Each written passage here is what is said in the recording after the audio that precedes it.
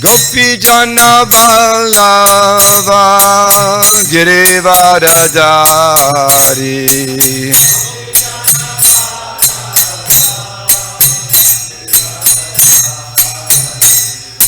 Gopi Jana Vallabha Girivaradari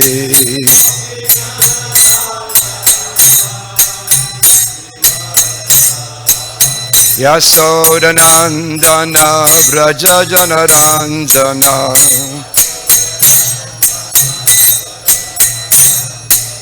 Yasodanandana Vraja Janaranjana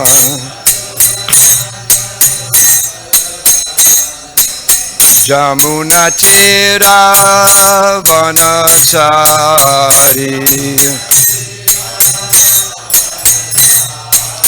Jamuna Tira Vanachari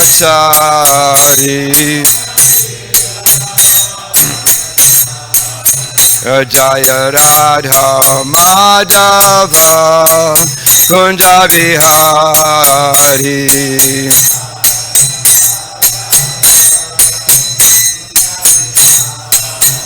Jaya Radha Madhava Kunja Vihari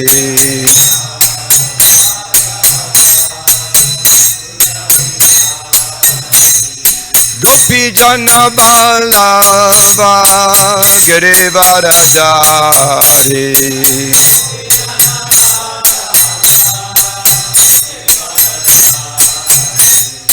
Gopi Jana Vallabha Girivaradari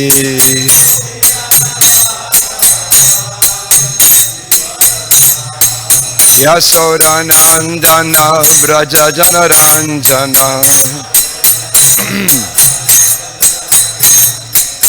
Yasodanandana Vraja Janaranjana Jamuna Tira Vanachari Jamuna Tira Vanachari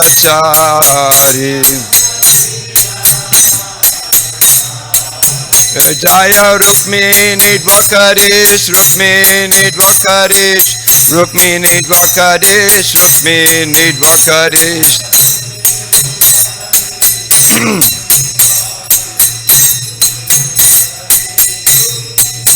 Jaya Prabhupada Prabhupada Jaya Prabhupada Jaya Prabhupada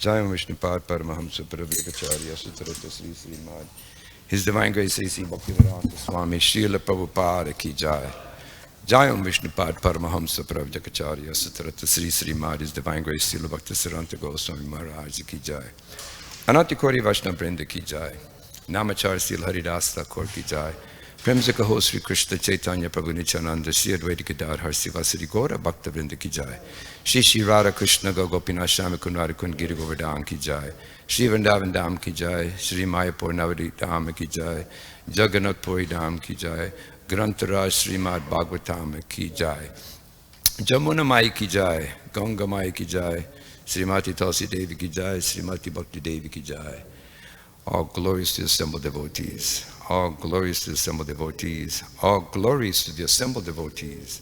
All glories to Sri Sri Guru and Gauranga. Jai Srila Prabhupada. Nama Om Vishnu Padaya Krishna Staivale Simarvati Vinata Swami Tamani Masi Saraswati Tim Gauravali Vichana Session Senior Padapaskachari Satani. Om Namo Bhagavate Vasudevaya. Om Namo Bhagavate Vasudevaya. Om Namo Bhagavate Vasudevaya. So reading Srimad Bhagavatam, 3rd canto. What chapter is it? 21? Yeah, chapter 21, text number 7. Tata Samadhi Yuktena Kriya Yogena Kardama Samprapedaya Harim Bhaktya Prapana Varadasusam Tata Samadhi Yuktena Kriya Yogena Damaha Samprapeda Harim Bhaktya Prapana Varadasusam Tata Samadhi Yuktena Kriya Yogena Kardamaha Samprapede Harim Bhaktya Prapana Varadasusam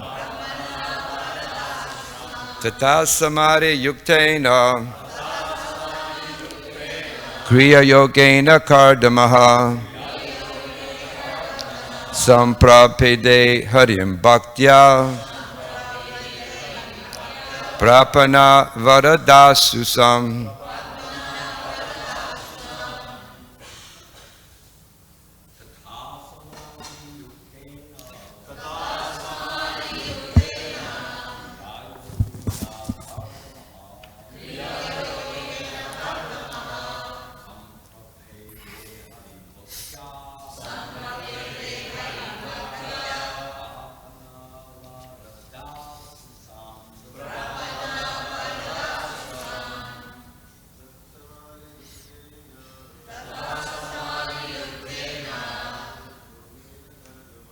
Kriya Yogena Kardamaha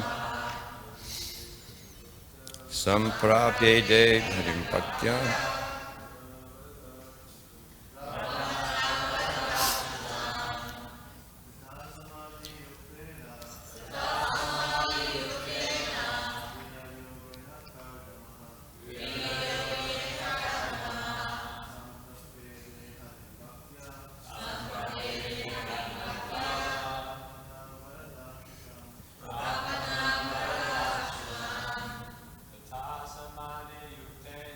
Tata Samadhi Yuktena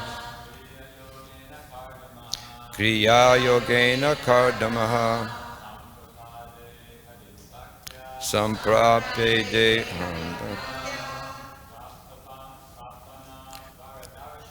Prapana Varadashinam. Vaishnavis. Tata Samadhi Yuktena Kriya Yogena Kardamaha Samprapede Harim Bhaktya Prapana Varadasusam Tata Samadhi Yuktena Kriya Yogena Kardamaha Samprapede Harim Bhaktya Prapana Varadashusam. Synonyms.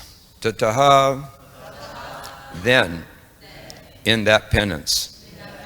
Samadhi Yuktena, in trance. Kriya Yogena, by Bhakti Yoga worship. Kardamaha, the sage Kardama. Samprapede, served. Harim, the personality of Godhead. Bhaktya, in devotional service. Prapana, to the surrendered souls. Varadasusam, the bestower of all blessings. Translation purport by His Divine Grace Srila Prabhupada. During that period of penance, the sage Kardama, by worship through devotional service and trance, propitiated the personality of Godhead, who is the quick bestower of all blessings upon those who flee to Him for protection. Purport. The significance of meditation described here. Kardama Muni practiced mystic yoga meditation for 10,000 years just to please the Supreme Personality of Godhead, Hari. Therefore, whether one practices yoga or speculates and does research to find God, one's efforts must be mixed with the process of devotion. Without devotion, nothing can be perfect. The target of perfection and realization is the Supreme Personality of Godhead. In the 6th chapter of Bhagavad Gita, it is clearly said that one who constantly engages in Krishna consciousness is the topmost yogi. The personality of Godhead, Hari, also fulfills the desires of his surrendered devotee. One has to surrender unto the lotus feet of the personality of Godhead, Hari, or Krishna, in order to achieve real success. Devotional service or engagement in Krishna consciousness is the direct method, and all other methods, although recommended, are indirect. In this age of Kali, the direct method is especially more feasible than the indirect because people are short-living, their intelligence is poor, and they are poverty-stricken and embarrassed by so many miserable disturbances. Lord Chaitanya, therefore, has given the greatest boon. In this age, one simply has to chant the holy name of God to attain perfection in spiritual life. The words Samprapede Harim, Samprapede Harim, mean that in various ways Kardama Muni satisfied the Supreme Personality of Godhead, Hari, by his devotional service. Devotional service is also expressed by the word Kriya Yogena. Kardama Muni not only meditated, but also engaged in devotional service to attain perfection in yoga practice or meditation. One must act in devotional service by hearing, chanting, remembering, and so forth. Remembering is meditation also, but who is to be remembered? One should remember the Supreme Personality of Godhead. Not only must one remember the Supreme Person, but one must hear about the activities of the Lord and chant his glories. This information is in the authoritative scriptures. After engaging himself for 10,000 years in performing different types of devotional service, Kardama Muni attained the perfection of meditation, but that is not possible in this age of Kali, wherein it is very difficult to live for as much as 100 years. At the present moment, who will be successful in the rigid performance of the many yoga rules and regulations? Moreover, perfection is attained only by those who are surrendered souls. Where there is no mention of the personality of Godhead, where is there surrender? And where there is no meditation upon the personality of Godhead, where is the yoga practice? Unfortunately, people in this age, especially persons who are of a demoniac nature, want to be cheated. Thus, the Supreme Personality of Godhead sends great cheaters who mislead them in the name of yoga and render their lives useless and doomed. In Bhagavad Gita, therefore, it is clearly stated in the 16th chapter, verse 17, that rascals of self-made authority, being puffed up by illegally collected money, perform yoga without following the authoritative books. They are very proud of the money they have plundered from innocent persons who wanted to be cheated. Srila Prabhupada ki jai. Om Jnanatimirandasya Gyananjana Shalakaya Chakshuluminitam Tasmai Sri Gurave Namaha. Shri Krishna Chaitanya Prabhu Nityananda Shri Advaita Gadadhar Sivasari Gaura Bhakta Vrindhi. Vanchakalpatrubhisya Kripa Sindhavita Paritana Pavanebhya Vaishnavebhyo Namo Namaha. Hare Krishna, Krishna Krishna, Hare Hare, Hare Rama, Rama Rama, Hare Hare. So, this is a very power-packed purport, to say the least. So many things Prabhupada mentioned here, and we'll try to go down the list of those things. One of the more important things in the beginning of the purport by His Divine Grace Srila Prabhupada, he says that without devotion, nothing can be perfect. The target of perfection is realization is the Supreme Personality of Godhead. So this is, we hear about this constantly. in terms of classes and association with each other, but we see that bhakti mam avijananti yavanyastasmi tato mam tatvato gyatva vishate tat anantaram. We see that one can understand Krishna only by this process of devotional service. And when one is in full consciousness of Krishna, then by that devotion, he can enter into the kingdom of God. And we see that Kardama Muni, that was his position, because Prabhupada mentions the word for word as Kriya Yogena, by Bhakti Yoga worship. So not only did he meditate, but he actually performed Bhakti Yoga. So that's very important. It's not that he just sat there for 10,000 years, but he did some devotional service also at the same time, maybe chanting, maybe hearing.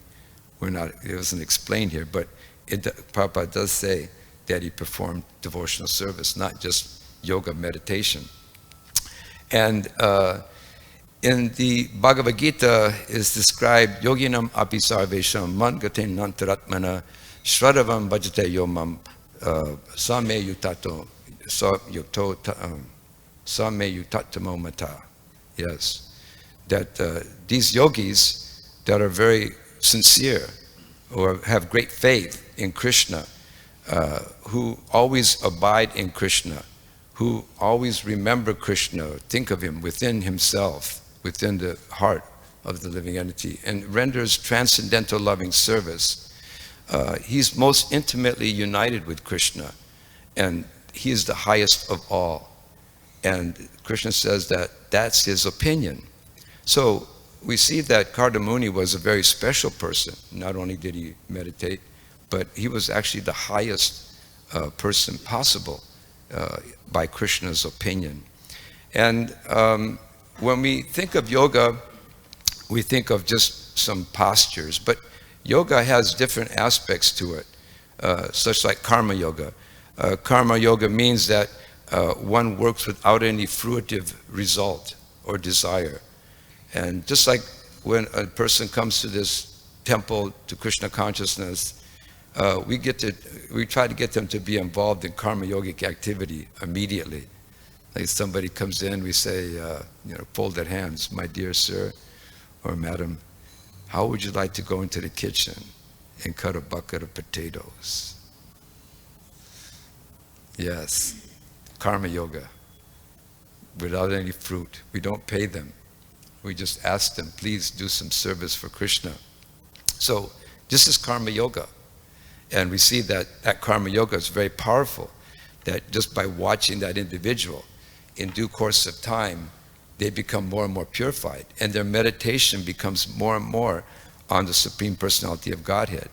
That goes into like jnana yoga, because they're thinking more about Krishna. They meditate, oh, Krishna's beautiful, wow, Krishna's powerful. The devotees love Krishna. So then they get into jnana yoga. And then from jnana yoga, one increases the meditation, and from that increased meditation means that they believe that Krishna's in the heart. They actually believe after a while that Krishna's in the heart, and that Krishna's there with me wherever I go and hearing me. And so that is Astanga yoga. And then from Astanga yoga, after you go bypass Astanga yoga, then one gets to Bhakti yoga, devotional service to Krishna. So we can see that what we've been offered by Srila Prabhupada, by Lord Chaitanya Mahaprabhu, is to surpass all these different things. We don't consider so much karma yoga. We don't consider, jnana yoga, or we don't consider Astanga yoga. But we do consider Bhakti yoga. And we go there directly, specifically, directly to Bhakti yoga. And that's the greatest boon in this age of Kali Yuga. That is the greatest thing ever, to be able to achieve that position so quickly. Here we see that he meditated for 10,000 years, and he performed probably Bhakti yoga for 10,000 years, so to achieve his position. And for us, very simple. We just simply have to be very dedicated and devoted to our service, our chanting, our deity worship and whatever service we do for Krishna. And just by that simplicity, one can achieve that highest platform that we're reading about here in the Srimad Bhagavatam. And so that was one thing. Then the next is that Prabhupada says in the purport that the personality of Godhead, Hari, also fulfills the desires of his surrendered devotees. One has to surrender unto the lotus feet of the personality of Godhead, Hari, or Krishna, in order to achieve real success. Devotional service or engagement in Krishna consciousness is the direct method, and all other methods, although recommended, are indirect. So, in this age of Kali, the direct method is especially more feasible than the indirect. And that's very important because in our particular position, we're not qualified. And for us, whatever we can do directly to please Krishna is of the utmost importance. And Lord Chaitanya Mahaprabhu, he gave us a very simple method. Harinama, Harinama, Harinama eva kevalam, kalonasteva, nasteva, nasteva, gatya anyata. That there's no other way, no other way but the chanting of the holy name. That is the direct process or direct method in age of Kali to understand who Krishna really is and what is devotional service. And as long as we stay sincere and dedicate our lives to that, there's no difficulty. One can actually become a pure devotee of the Lord just by that process. And our life is so short. In that particular purport, in that paragraph, Prabhupada also says, in this age of Kali, the direct method is especially more feasible than the indirect because people are short-living. Their intelligence is poor, and they are poverty-stricken and embarrassed by so many miserable disturbances. Lord Chaitanya Mahaprabhu, therefore, has given the greatest boon in this age. One simply has to chant the holy name of God to attain perfection in spiritual life. So, yes, in the beginning of Srimad Bhagavatam, we see that the sages, they were analyzing the affairs of people in this age of Kali Yuga. And just in general, they were thinking that, in the future, the lives of all those living in Kali Yuga would be short-lived. There won't be very much opportunity for intense meditation. And so they also realized that the purpose of life would be, shattered practically in Kali Yuga. And due to bad system of education, men don't have any desire for self-realization. Even if they do, they run into somebody that'll simply misguide them. So in the Bhagavatam is described, Prayen alpayusya shabya kalavishme yugejana manda sumanda matnayo manda bhagyo padritaha. It's described there very nicely that in this age of Kali Yuga, the Iron Age, which we're living in now, men have but short lives. They are quarrelsome, lazy, misguided, unlucky, and above all, always disturbed. That is really the nature of all of us in the age of Kali Yuga. That particular verse describes each and every one of us practically. And especially today, even like, I was thinking that, I remember growing up that my parents, when they could see what we were doing with our life, to them it was horrifying how you could be living the way we're trying to live. It was horrific.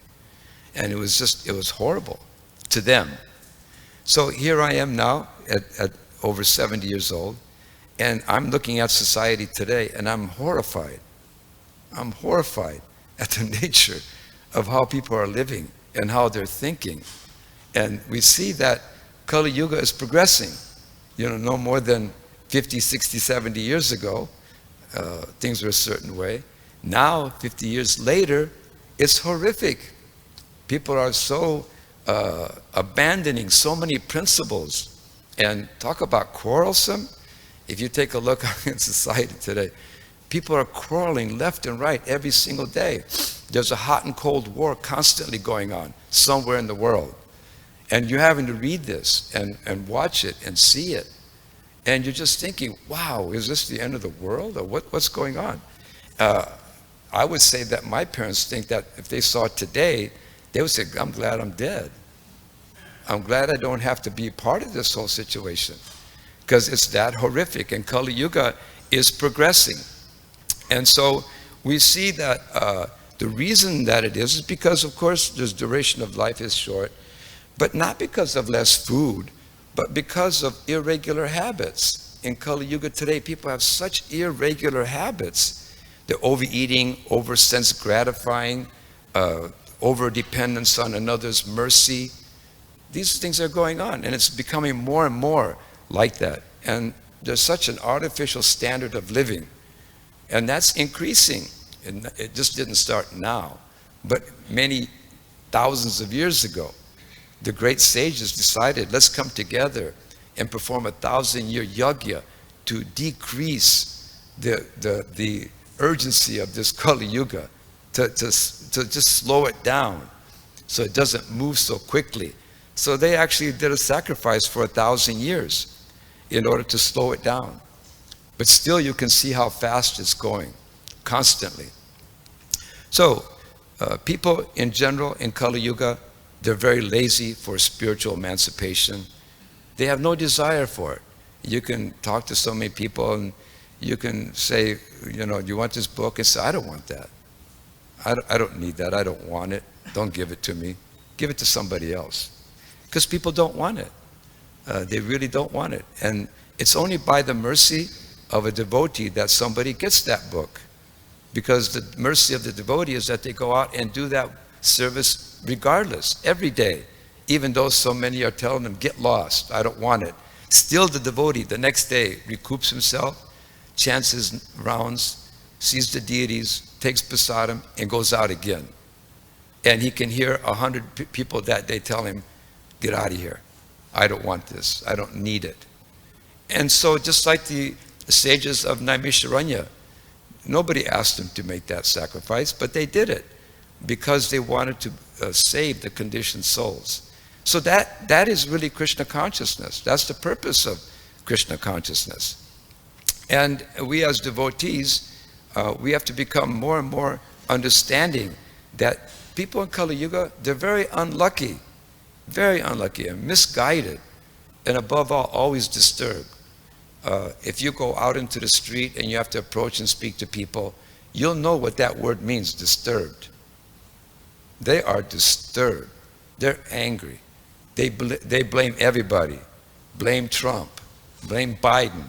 Blame the government, Congress, that person, this man, boom, boom. Everybody is just completely disturbed about everything. There's no peace. So as devotees, we see that yoga practice means that we chant nicely, that we worship the Supreme Personality of Godhead, and that we chant the holy name. Kalir doshani dehi rajan asti hi eko manganaha kirtanadeva krishna mukta sangha param rajet. That this Kali Yuga, today, this Kali Yuga, it's full of faults. And we're seeing them every day. We even notice it. We even agree with it. If we see some problem, yeah, that's true, that person is such and such. You know, so still, we have to go out and we have to preach and we have to chant. And it says that just simply by chanting the Hare Krishna Maha Mantra, one can become freed from material bondage and be promoted to the spiritual world. Now, how many of you have worked a job? Oh, that's nice. A lot of people. If your boss came up to you and said, you're promoted, how would you feel? Yeah, if a boss came up to you and one day said such and such, you're doing such a wonderful job, I'm going to promote you to being vice president or, in charge of such and such. Now, you would think, you would be honored. You think, wow, that's really nice. Thank you. Now, why would you promote someone? You would promote someone because they're actually doing outstanding service. They're doing something very valuable that the manager, the boss wants done. And when they see you performing that service very nicely, they want to promote you. You deserve it. So in the same way, Krishna, he wants to see how we're chanting, how we're actually performing devotional service. And by that chanting and that service, you'll be promoted to the spiritual world. That's how easy it is. That we just have to be sincere and dedicated in our service and perform that activity properly. And we can get promoted to the spiritual world, just like that. And this is Shastric. We don't just say that. This is from Shastra. So Lord Chaitanya Mahaprabhu, he appeared with his associates in his golden form and gave us this opportunity to chant the Hare Krishna Maha Mantra and to become satisfied with life by chanting properly, performing service. You can see how happy you can become. It's like if we see the devotees that dress the deities, they're beautiful. That beauty, when you come and you see that beauty, you can't imagine. It's just gorgeous beyond belief. And your heart becomes filled with gladness and joy. That's called bhakti. That's bhakti yoga. By that service, you can see it. It's exemplified. We're not paying those devotees anything, not paying them by the hour or by the amount of times they do it. No, they're doing it out of pure devotional service. And that service is their ticket back home, back to Godhead. That's their promotion. They can be promoted by that sincere, pure service to the spiritual world. And it's so simple. And if we just believe in the instruction of Lord Chaitanya Mahaprabhu, Harinama, Harinama, Harinama eva kevalo, kalo nasteva, nasteva, nasteva, gatya anyata. We just have to believe that there's no other way, no other way, no other way but the chanting of the holy name. That is real yoga. And that is how we become promoted to the spiritual world. And we see that also, if we just remember Krishna, like we said, there's different processes, the karma yoga, there's jnana yoga, there's Ashtanga yoga. But bhakti yoga, you just have to remember Krishna in your daily activity. That's extremely important and beneficial for all of us. Srinvatam svakata Krishna punya shravana kirtana hridanta sohi abadani vidunoti surit satam. That if we just are sincere and we just try to understand that Krishna is in your heart and that we just try to really chant with real devotion, we'll develop a desire to hear the messages of Vasudeva, which are virtuous when heard properly, when chanted and heard properly. It's virtuous, it's purifying, it makes you clean, it makes you satisfied, it creates contentment within the heart. But it has to be done with real devotion. We see here Kardamuni, he was doing it for 10,000 years without deviation. You and I, how many years do we have to do it for? Not that many. There's not that many years in Kali Yuga. We're short-lived. But even though we're short-lived, we have this great, great boon and opportunity given to us by Lord Chaitanya Mahaprabhu. And this is our yoga practice. So we should be very, very strict in a performance of this activity. Not to deviate and become lazy. That's the symptom of Kali Yuga. Lazy, misguided, unlucky, and above all, always disturbed. If we're a devotee, we shouldn't be always disturbed. We should be happy. If we're a real devotee, then what do we have to be disturbed about? We have everything we want. We have, like if a devotee lives in Krishna consciousness, they don't have to work so hard. Really, when you think about it, the hardest thing that we have to do really is get up in the morning, chant our japa, follow the principles, and do a little bit of service. Somebody may just do deity worship for 1 hour, 2 hours a day, and that's it. What's the problem? Or maybe you have to cook one preparation or one offering. What's so hard about that? If you were living in the material world, you know what you'd have to do? Yeah, you'd have to work like a dog. You would. And they still wouldn't be happy. They wouldn't be satisfied. But here, we ask someone, can you make it the offering? And they go, yes, I'll do it. Thank you, Prabhu. Please accept my humble obeisances. All glories to Srila Prabhupada. Thank you for your service. I mean, my gosh, what a wonderful life it is.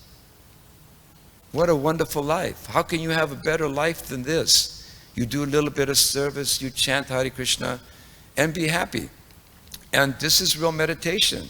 This is the real sum and substance of Krishna consciousness. That's really what it's about. And it's so simple. We make it complicated because of our material desires. This is the problem. And our lack of understanding of the science of Krishna consciousness. So we have to just follow the instruction. Yare deka kaha Krishna Upadesh Amara Agyai Guru Hoya Esh Desha. Right? That whoever you meet, that's the instruction by Lord Chaitanya, whoever you meet, doesn't matter who it is, just tell them to follow the instructions of the Bhagavad Gita and the Srimad Bhagavatam. And then we just heard on that lecture, Prabhupada said, yes, distribute book, distribute book, distribute book. So you can tell someone about Krishna by giving them a Srimad Bhagavatam or a set, or give them a Bhagavad Gita. You just give them, you don't have to preach. You just let the Bhagavad Gita do the preaching. You let the Srimad Bhagavatam do the preaching. It's so simple. And then if you read the book, then you want to speak about the book. So that's the instruction given by Lord Chaitanya Mahaprabhu.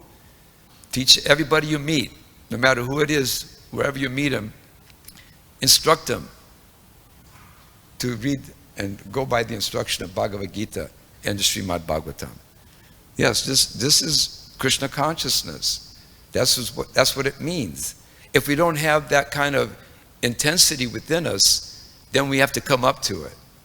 We should want to give everybody Krishna. No one should walk by you without giving you wanting them to give Krishna. Oh, Hare Krishna, have a nice day. Say something to get them to understand or hear about Krishna. And this is the instruction of Lord Chaitanya Mahaprabhu. And Prabhupada said that in that translation, Prabhupada said that if you do that, then in this way become a spiritual master. Yes. Become a spiritual master and liberate everyone. That's what it means. You can become a spiritual master by distributing Gitas, Bhagavatams, and telling people about Krishna, the instruction of the Bhagavad Gita. Yeah, it's really that simple. And we don't really have to confuse ourselves. We just simply have to divert our attention to Krishna consciousness and practice nicely. And there's no austerity here. Really, there's not. You know, you can go, well, all you have to do is make sure you get out of here by 8:30 so you can be over there, waiting for the people to bring the prasadam. And then if you're really agitated that day, you're going to say, what's taking you guys so long? Don't you know that I'm hungry and that I want something to eat? Or you may have some food that you don't like, some prasadam. Who's cooking anyway? Who are they? Who's doing that cooking? I want to have a talk with them and let them know a few things. I mean, really. I mean, just think about it. What kind of a life we actually have.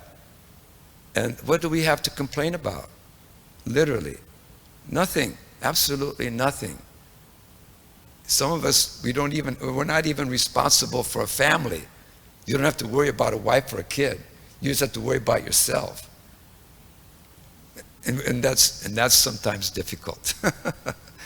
You know, and for yourself, what do you have to do? Sometimes for yourself, you boil some water and have a cup of tea. And that may be the most that you do. You boil, get me something so I can boil my hot water. I have a cup of tea and I'll make it for myself. Other than that, there's no difficulty.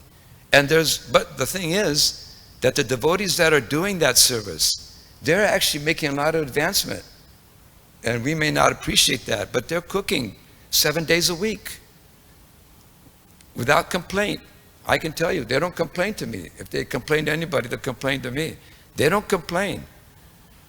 They don't come to me and say, Svavasa, I'm not quitting for the devotees anymore. They're a bunch of bums, I can't take it anymore. No, they don't complain. They just keep doing their service. And they're happy. So why should be unhappy in Krishna consciousness? It's not real. It's simply some phantasmagoria in the mind. And we're getting beat up by it. Because we're not properly chanting our japa. We're not trying to hear the message of Krishna. We're not developing an intense desire in our heart to give everybody Krishna. And that's really what we have to work on. And that's the real purpose of the Krishna conscious movement. And if we do that, then we can become happy ourselves. Sarvapari vinir mukta tatpara vena nirmalam rishikena rishikesha sevanam bhakti uchate. It means that, Krishna, if you serve Krishna with devotion and really mean it, there's two side effects. One is that you actually, you feel your senses purified. You feel purified after you get done doing service. And the second thing is that you get off the bodily platform of life. You lose it. That's all we have to do. And that's just a very simple instruction. You employ your senses in the service of Krishna, and you get purified. And the second thing is that you get off the bodily platform of life. That's what's at stake if you do service for Krishna. Who doesn't want to get off the bodily platform of life? We all do. Every one of us. That's our desire. And that's real yoga. That's the culmination of yoga practice in Krishna consciousness. Okay, thank you very much. Srila Prabhupada ki jai.